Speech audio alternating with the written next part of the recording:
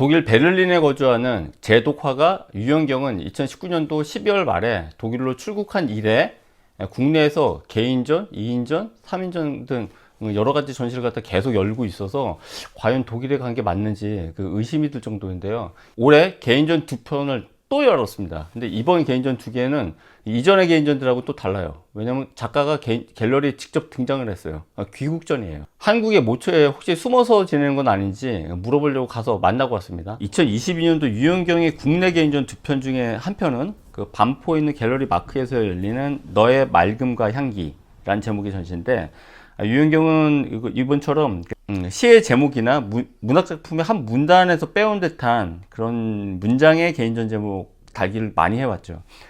나는 잘 모르겠어요. 2010년도 엘비스 갤러리, 거짓말을 하고 있어. 2012년도 학고제 갤러리, 갈 곳 없어요. 2016년도 두산아트 뉴욕 갤러리, 저의 비극이 당신에게 위로를. 2018년 갤러리 시인 전시, 기분이 좋지 않아. 2019년도 갤러리 2 개인전.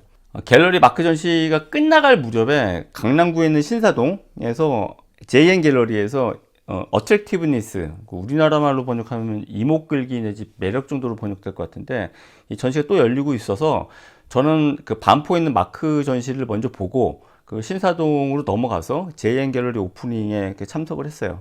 JN 갤러리 오프닝에 가봤더니 전시 관람객들, 방문객들이 유현경하고 기념촬영 같이 찍자 해서 같이 사진을 찍는 사례가 굉장히 많이 있었어요. 인기 좋더라고요.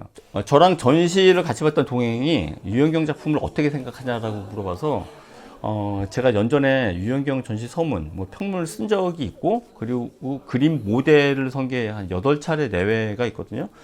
그림 모델 선 영상 기록 가운데 3편을 제가 유튜브로 다룬 바도 있죠.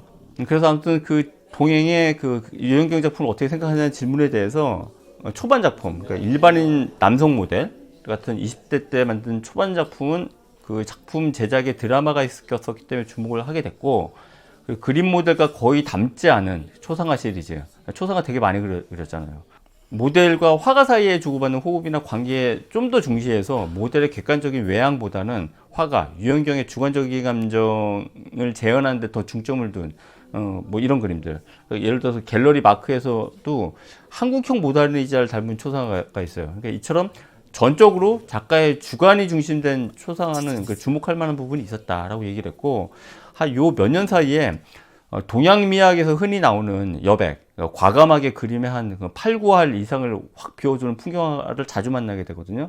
어떤 점에서는 이런 풍경화는 앞선 초상화처럼 전혀 실제 풍경과 닮지 않은, 그래서 전적으로 주관적인 풍경화인 것 같기도 해요. 근데 이 시리즈에 대해서는 제가 아직 진지하게 관심을 갖거나 주목을 하진 않고 있는 상태다라고 답변을 했어요.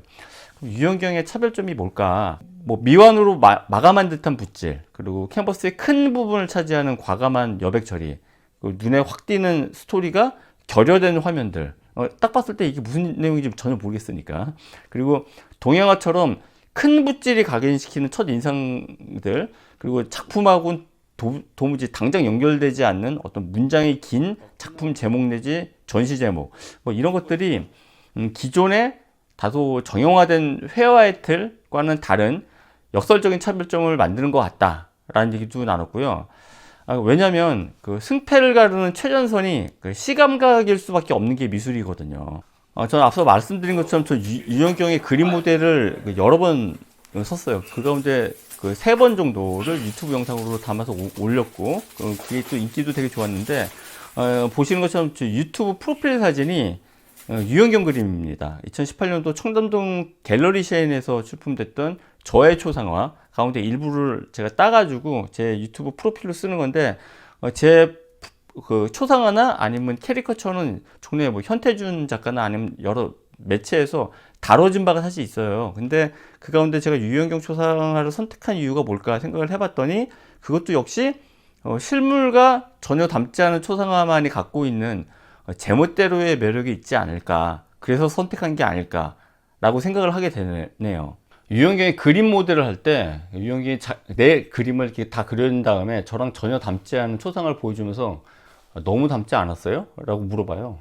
저의 초상화 내지는 캐리커처에 관련해서는 가장 최근에 한국일보의 백예규라는 만평 기자분이 계신가 봐요. 근데 그분이 제 캐리커처를 최근에 그렸다고 누가 캡처해가지고 보내줬어요. 아, 고맙습니다. 근데 제가 이 만평에서 나온 것처럼 눈꼬리가 이 정도로 내려가진 않았거든요. 평소 유튜브 영상을 보십시오. 눈꼬리가 내려갔나. 실물로 봐도 눈꼬리가 안 내려갔어요.